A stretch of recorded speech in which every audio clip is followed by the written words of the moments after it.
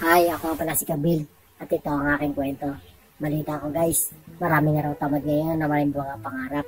Kaya ang gagawin na lang natin ngayon, babalikan natin yung ginawa natin ng mga nakarang araw at ipapakita ko sa inyo kung nasa na tayo.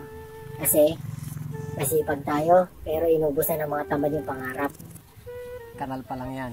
So, what more pagbahay na, no? Anong pinagsasabi niya? So, balik na lang tayo dito sa ginawa natin itong isang linggo. So, ito yung recap lang ng ginawa natin, guys.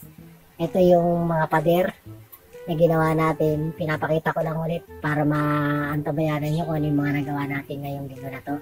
So, kuha na natin dito sa dulo. Ito ay huhukayan pa. Tapos, lalagyan ng puting, tapos lalagyan pa ng asintada.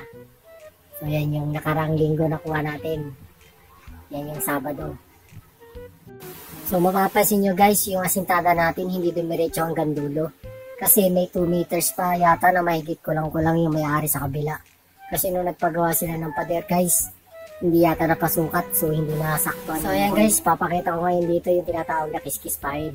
Pero ang gagawin natin dito, pahid muna. Yan. Tapos saka natin yung babarahin ng mahabang bara.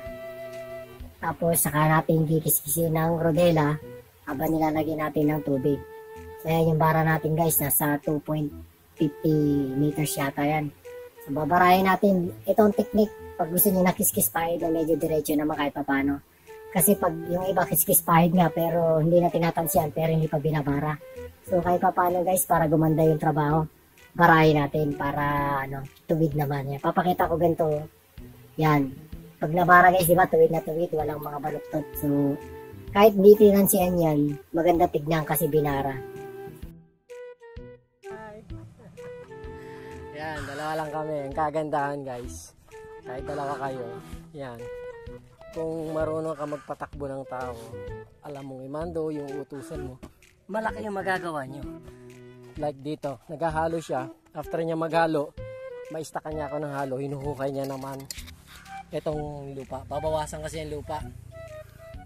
Yan. Babawasan yung lupa, ititira lang yung isang halo block. So habang pag naistakan niya ako ng halo, dito sa lagayan ko ng halo, dyan. Tapos habang napapalitada ako, lalo na pag nagbubuli ka, wala na masyadong ginagawang labor, pinaghuhukay ko siya ng lupa para mabawasan, lalalim ito. So yun yung ginagawa natin guys, antabayanan nyo yung nito, yung pag natapos. Kahit kanal to, maganda to kasi pinakiskis pahid ng may-ari yung loob. Tapos may brace, so matibay yan. So yan, abangan nyo lang yung iba.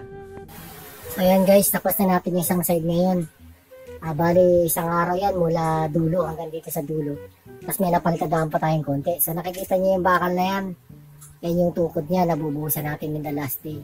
So itong side na to, ay nakikita nyo sa left na yung matitirang papalitadahan natin. So ayan yung kukuha na natin yung natirang palitadahan natin na papalitadahan natin bukas ulit.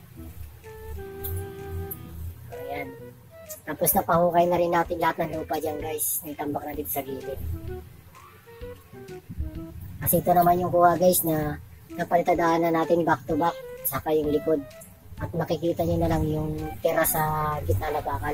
Nabuhusan na rin namin pala yung slab niyan, yung pagrarampa ng sasakyan. Pero hindi ko na na-videoan kung paano namin binakala sa pinormahan kasi lobat yung cellphone ko guys. Saka rat-rat yung trabaho ko kaya ginawa ko dyan, pinormahan ko na, tapos binakalan ko na, hindi ko nakuhanan sa inyo guys. Pero standard naman yung bakal niyan, dito kasi lahat ang nilagay natin. Tapos siyang pinormahan natin, tapos ang kapal niyan guys, 5. Tapos, yan nga, pagkataas natin mapormahan, tinanggalan na ng kasama natin ng brace. Kasi may pilang naman yan, kaya katanggalan natin ng brace kagad. Hindi naman yan babagsak guys, kasi 60 lang yan, parang lababo lang.